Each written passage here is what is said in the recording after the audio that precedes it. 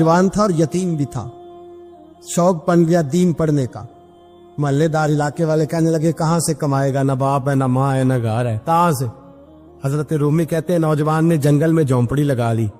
वहां वो सुबह मदरसे जाता, शाम को जंगल में रहता, वहां अल्लाह अल्लाह करता, सबक याद करता। एक दिन बादशाह की बेटी रास्ता भूल गई, जंगल में आई सहेलियों के साथ, बॉडीगार्ड भी साथ थे, पर रास्ता भूल गई। खोती खोती शाम हो गई, ऐसी खोई कि जब रात गहरी हो गई तो आके उस नौजवान के पास रुकी और चिल्लाने लगी। शेर के दौड़ने की आवाज आती है, भेड़िए के बोलने की आवाज आती है। नौजवान अकेला, सहेलियां बिछड़ गई, गार्ड बिछड़ गए। कहने लगी मैं परेशान हूँ, मुझे जगह मिल जाएगी। नौजवान कहता मैंने शहजादी देखी और मुझे भी पता था कि घर एक ही है और आग को अंदर से दरवाजा भी बंद करना पड़ता है, जंगल जानवर भी आ जाते। कहते मेरी छोटी सी कुटिया में, झोंपड़ी में वो आई, रो के कहने लगी सहारा कोई नहीं, अगर मैं पीछे निकलूंगी तो भेड़िए खा जाएगा। कहते मैंने उसे जगह दे दी। अकेली औरत, चिराग जल रहा है, सबक याद कर रहा हूं। मेरे नबी पाक ने फरमाया जहां मर्द औरत अकेले हो तीसरा शैतान होता है। और शहजादी, वो बच्चा कहता है सबक याद करता रहा सारी रात। वो बच्ची को कहा सो जा, पर वो कहती है नींद मुझे भी कहाँ आई।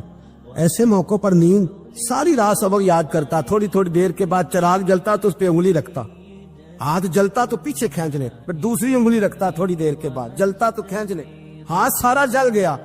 सुबह किरणें चमकी तो कहने लगा चल निकल जा, दौड़ जा, बस बड़ा सब्र का इम्तिहान हो गया, चली जा। शहजादी बाहर निकली, सिपाही ढूंढ रहे थे। बादशाह खुद जंगल में निकला हुआ था, मेरी बेटी मिल गई।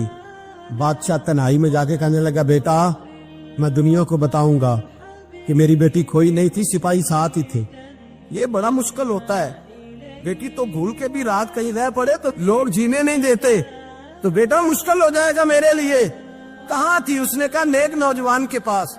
उसने कहा बेटा मैं तो तेरी बात मानूंगा पर दुनिया नहीं मानेगी।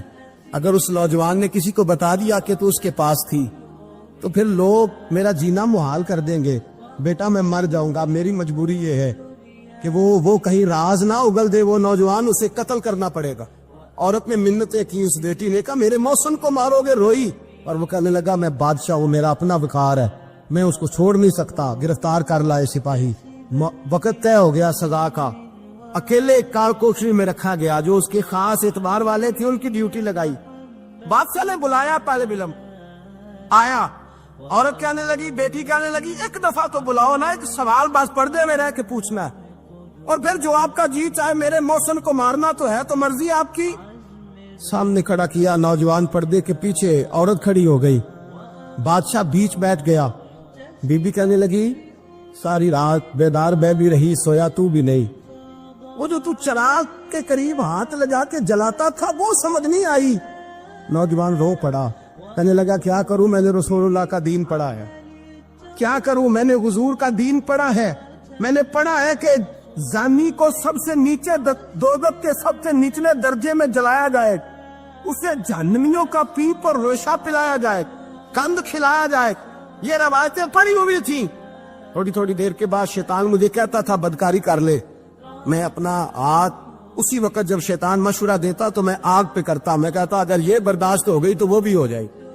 जब हाथ जलता तो मैं समझ जाता नहीं तुझसे तो ये नहीं बर्दाश्त होती तो वो कैसे होगी। फिर मुझे शैतान मशवरा देता कोई देख नहीं रहा, तू बुलाने नहीं गया, खुद आई।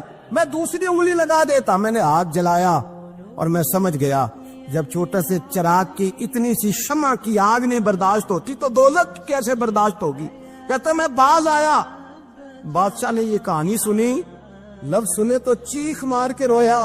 कहने लगा तालिब इल्म तू तो मेरे नबी का सच्चा गुलाम है और मेरे रसूल के जो सच्चे गुलाम होते हैं उन्हें फांसियां नहीं दी जाती, उन्हें तख्त पर बिठाया जाता है। अब तुझे सजा नहीं होगी बल्कि मैं अपनी बेटी का निकाह तेरे साथ करूंगा और मेरे बाद इस सल्तनत का बादशाह भी तू ही बनेगा। अब वो नौजवान वहां नारे लगा रहा है, कहता लोगों तुम मुझे कहते थे दीन से क्या मिलता है, दीन से तो अल्लाह तख्त व ताज भी अता फरमा देता है। अगर नौजवान शर्मो हया वाले बन के रहे अल्लाह सारी इज्जतें दे देगा। देखे ना अल्लाह के फजल से इज्जत मिलती है और जब कोई इज्जतदारों जैसा काम ही ना करे। एक बात और अर्ज करनी है पर वक्त थोड़ा रह गया। जवानों मैं ना जब कभी परेशान होता हूँ ना तो मैं ये वाली बात खोल के पढ़ता हूँ वाला। ये बात ढारस बनाती है, ढारस توانائی دیتی ہے, پورا مضمون باندھا ہے. اعلیٰ حضرت کہتے ہیں بہروپیہ تھا, مداری, روپ بدل بدل کے دکھایا کرتا تھا, بادشاہوں سے انعام لیتا تھا. ایک دن اورنگزیب عالمگیر کے پاس آ گیا, کہنے لگا میں روپ بدلوں گا, اگر آپ پہچان نہ سکے تو میں انعام لوں گا. آپ نے فرمایا میں کوئی ایسے ویسا بادشاہ نہیں, کہا مجھے دھوکہ دینا مشکل ہے. کہا نہیں, میں روپ بدلوں گا. حضرت اورنگزیب عالمگیر بڑے نیک بادشاہ گزرے, بڑے پرہیزگار. وہ بے روپیہ کہنے لگا میں روپ بدلوں گا, آپ نہیں پہچان سکیں گے. فرمایا چل جتنا تیرے اندر زور ہے لگا لے. حضرت نے اعلان کیا کہ میں نے فوجی بھرتی کر دے, 2 ماہ کے بعد ٹیسٹ ہوگا. وہ 2 مہینے دوڑتا رہا, رنگ روپ بناتا رہا, آیا ٹیسٹ دینے, 2-3 سپاہیوں کا امتحان لیا. اس کی باری آئی تو 10 روپے دیے, کہنے لگے تیرے آنے جانے کا کرایہ میں نے تجھے پہچان لیا ہے. کچھ دنوں کے بعد جانے لگے سفر پر تو بھکاری آ گئے خیرات مانگنے. اس نے بھی سارے منہ پر سیاہی مال لی, کپڑے پھاڑ لیے, سر کے بال مڈا لیے, پگے تک کٹا لی, بدرنگ ہو کے آیا. کاسا آگے کیا تو حضرت نے 10 روپے ڈالے, کہنے لگے تیرے آنے جانے کا کرایہ میں نے پہچان لیا ہے. کچھ دن گزرے تو ٹیچر کی ضرورت تھی. اس نے منچیں بڑی کر لی, داڑھی نکلی لگا لی, سر پہ جنا کیپ پہن لی, ایک شیروانی لے لی اور ہاتھ میں چھڑی پکڑ کے آیا. کہنے لگا میں استاد ہوں, 2-4 بندوں کا امتحان لیا, اس کی باری آئی تو 5 روپے دیے, 10 روپے دیے, کا تیرا کرایہ میں نے پہچان لیا. 2 سال گزر گئے. وہ جب بھی آتا حضرت پہچان لیتے. ایک دن سفر پہ جا رہے تھے, بہت بڑا لشکر تھا, جہاد کرنے جا رہے تھے اورنگزیب عالمگیر. تو دیکھا ایک پہاڑی ہے, پہاڑی پہ لوگ جا بھی رہے ہیں آ بھی رہے. اورنگزیب عالمگیر پوچھنے لگے یہاں کیا ہے؟ کہنے لگے بابا جی بیٹھے ہیں دعا کرتے ہیں, اللہ کے نیک بندے ہیں. اورنگزیب کہنے لگے یار پرانے لوگ سارے ہی اللہ والوں کو مانتے, یہ بھی مصیبت آئی ہے جتنی نہیں آئی ہے, سارے لوگ ہی مانتے. کہنے لگے ذرا میں دعا نہ کرا لوں, بچے کام جا رہا ہوں. اورنگزیب بادشاہ تھے, بادشاہ لوگ نازک مزاج ہوتے ہیں. گھوڑے سے اترے, بڑی مشکل سے پہاڑی پہ چڑھے, اوپر گئے تو لائن لگی ہے, بابا جی غار میں بیٹھے. کہنے لگے میں نے ملنا, میں اورنگزیب ہوں. انہوں نے کہا ہمارا بابا اس طرح کا پیر نہیں کہ امیر آئے تو رنگ اور ہو, غریب آئے تو اور ہو, یہاں اگر ملنا ہے تو لائن میں لگ جاؤ, سب ایک جیسے. اب لائن میں کھڑے ہو گئے, 50 آدمی آگے تھے, کہتے 51واں نمبر تھا. تھک گیا دھوپ میں کھڑا کھڑا. جب میں پہنچا غار کے دہانے تو میں نے بابا جی کے چہرے پہ نظر ڈالی تو بڑا نورانی چہرہ, بڑی خوبصورت لب و لہجہ. میں نے کہا میرے جیسا آدمی بھی پگڑی باندھ لے تو اچھا لگنے لگ جاتا ہے, بڑا خوبصورت انداز. کہتے ہیں میں ان کے پاس اتحیات کی حالت میں بیٹھ گیا. میں نے کہا حضور میں جا رہا ہوں جہاد کرنے, دعا کرنا. بزرگوں نے ہاتھ اٹھائے, اللہ اس کی مدد فرما, دین کو غلبہ عطا فرما, اسے دین کا سچا پکا سپاہی بنا. پھر تھپکی دی, 2-4 نصیحتیں نکال ڈالی. دیکھنا ظلم نہ کرنا, زیادتی نہ کرنا, جب تو جیت کر نہ کرنا, غرور نہ کرنا. نصیحتیں بھی کر دی. کہتے ہیں اب جب میں اٹھا تو 2-4 دینار بطور نذرانہ مسلح کے نیچے رکھے, اور الٹے قدم جب میں غار سے اترا انہوں نے رومال جاڑا روٹ کے کھڑے ہو گئے. کہنے لگے آج نہیں تو نے پہچانا, آج نہیں تو نے پہچانا, میرا انعام بنتا ہے, آج نہیں پہچانا, لا پیسے. اورنگزیب کہنے لگا یار تو نے حد کر دی, کہاں چڑھا کہاں کھڑا رہا, دھوپ میں تھک گیا, کمال کر دی بھائی تو نے. پتا تو کیا لے گا, جلدی بتا, وہ کتنے لوگ پیچھے دھوپ میں کھڑے ہیں, لشکر سارا کھڑا ہے, کیا لے گا؟ اس نے کہا سب سے قیمتی ہیرے وہ ہے جو تیرے سر کے تاج میں لگے ہوئے, مجھے تیرا تاج چاہیے. او بھائیو سننا اور یاد رکھنا, میرے اعلیٰ حضرت کہتے ہیں بادشاہ نے سر کے اوپر سے تاج اتارا, بہروپیے کے قدموں میں رکھا اور کہنے لگے یہ لے, اور یہ تو تیرا مانگنے پر میں نے دیا ہے نا, میں واپس آتا ہوں تو آنا میں اپنی مرضی سے بھی تجھے دوں گا. تو نے اورنگزیب جیسے بندے کو دھوکہ دیا, آنا میں اس وقت بھی دوں گا. وہ دیکھ کر بس بات ختم ہو گئی, حد ہو گئی. دیکھ کر کہتے ہیں جب میں پلٹا نا واپس, بہروپیے نے آواز دی بادشاہ ٹھہر جا. تو میں نے پلٹ کے دیکھا تو کہنے لگے یہ اپنا تاج لے جا, اٹھا اور لے جا. میں نے کہا 2 سال بیت گئے تجھے محنت کرتے, آج قابو آیا تو لے جاؤ. کہنے لگا لے جا, مسئلہ سمجھ میں آ گیا. میں نے کہا مجھے بھی تو سمجھانا. کہتے ہیں وہ پھوٹ پھوٹ کے رویا, اس کی آنکھیں برس پڑی, سیلاب کی طرح آنسو بہہ نکلے, تڑپا اور رو کے کہنے لگا بادشاہ میں نے جھوٹ موٹ رسول اللہ کی غلامی اختیار کی تھی, جھوٹ موٹ کی داڑھی, جھوٹ موٹ کی پگڑی, جھوٹ موٹ کا فقر, میں نے جھوٹ موٹ نبی پاک کا لباس پہنا ہے, تو تیرے جیسے بادشاہوں کے تاج میرے قدموں میں آ گئے ہیں. अगर मैं सचमुच रसूलुल्लाह का गुलाम बनूंगा तो अल्लाह क्या कुछ अता फरमाए, अल्लाह कितनी नेमतों से नवाजे। मेरे आला क्या फरमाते हैं, आला हज़रत फरमाते हैं फरिश्ते भी करते हैं ताजीम मेरी। कौन जी? अल्लाह। ऐसा अकीदा भी कम मिलेगा जो बरेली के इमाम का अकीदा है, ऐसा भी कम। कहते हैं फरिश्ते भी करते हैं ताजीम मेरी। क्यों? फरमाने लगे फिदा होके उन पर ये इज्जत मिली। बगदाद के एक दरवेश आलिम थे, तो वो जब भी नमाज पढ़ाते ना तो किसी ताजर की 2 बीवियों के बारे में दुआ मांगते। तो जो है मेरी बात पर, नमाज पढ़ाते तो कहते अल्लाह उस ताजर की 2 बीवियों को अपनी खास रहमतें अता फरमा। एक दिन लोग उनके गिर्द इकट्ठे हो गए, कहने लगे बाबा जी बताएं तो सही वो बीवियां कौन थी जिनके लिए आप दुआ मांगते।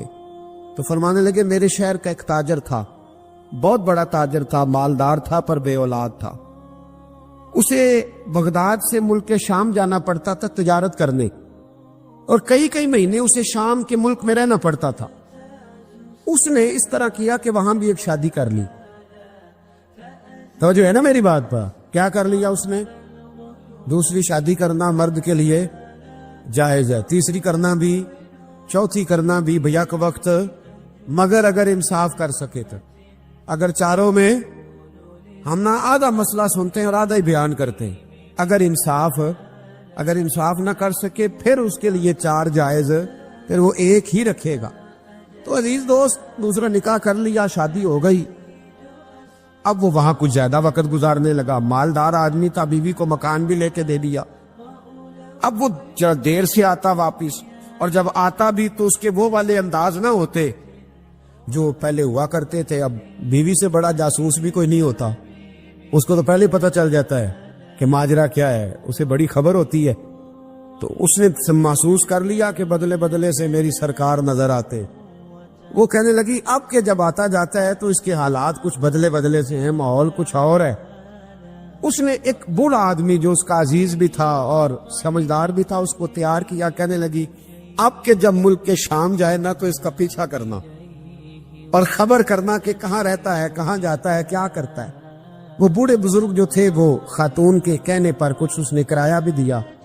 वो उस ताजर के पीछे गए और वापस आके खबर दी। कहने लगे कि ये तो 2-3 साल बीत गए, इसने वहां भी शादी की हुई है, तुझे बताया ही नहीं। बीवी बड़ी समझदार थी, हौसला मंद, जीरत, उसने शोर नहीं मचाया। उसने कहा कि मैं ना अब जब आएगा ना तो तरीके से बात करूंगी और पूछूंगी कि ऐसा क्यों किया। और ये भी उसने आके बताया कि अगर तेरे साथ निकाह के बाद उसे औलाद नहीं मिली तो औलाद वहां भी कोई नहीं, कि मुकम्मल तफसीलात। अब जब इस दफा खामंद आया तो आते ही वो बीमार हो गया, कमजोर होने लगा। अब खातून ने मुनासिब नहीं समझा कि आते ही धड़ाम से मैं उसके सर पर ये छोड़ दूं कि तूने निकाह किया हुआ है और मुझे बताया नहीं। वो जरा तसल्ली में रही, कुछ वो बीमार था, हौसला रखा, खिदमत करती रही। कुछ दिन गुजरे तो वो ताजर इंतकाल कर गया, फौत हो गया। अब राज खोल न सका, इद्दत गुजारी, और जब सारा माल जमा किया ना तो अशरफियों की बोरियां भर गई। सारा माल उस बीबी का, 4 बोरियों में अशरफियां, 4। यहां तो पेट का दोज़ख है, माज अल्लाह भरता ही नहीं। हाल में मजीद, हाल में मजीद। वो जो कहते थे ना कि बस बाहर चला जाऊं और बाहर मैं कुछ थोड़े से पैसे कमा के 2-3 साल में लौट आऊंगा, फिर यहां आके कोई कारोबार करूंगा, वो गए हैं तो वापिस नहीं आए। वो जो कहते थे ना बस मैंने इतना सा कारोबार करना है कि मकान बन जाए, उन्होंने 4 मकान भी बना लिए हैं, लेकिन ब्रेक हल में मजीद की दौड़ है। अब 4 बोरियां उस औरत ने छुपाए रखी। कोई बंदा नहीं जानता बगदाद में कि मुल्क के शाम में ताजर की दूसरी बीवी भी है। जब वो फारिग हुई तो उसने उस बूढ़े जासूस को फिर बुलाया और 2 बोरियां ऊंट पे रखी, खुद भी साथ बैठी और मुल्क के शाम गई। अल्लाह अकबर। वो बुजुर्ग कहते हैं मैं ऐसे नहीं दुआ करता। उसको जाके कहने लगी मैं अकेली वारिस नहीं हूं, आधे की वारिस तू भी है। मैं अकेली वारिस नहीं, ये तकसीम विरासत है, आधी की वारिस तू भी है। तो रख अपने पैसे। मुझे पता है उसने निकाह किया था पर मुझे बताया नहीं था, तो रख अपने पैसे, मैं तुझे दे रही हूं, आधे तेरे हैं आधे मेरे हैं। उसने नजर उठाई तो रो पड़ी, कहने लगी नहीं अब ये सारे तेरे ही हैं। اگر تو اللہ سے ڈرتی ہے تو میں بھی رب سے ڈرتی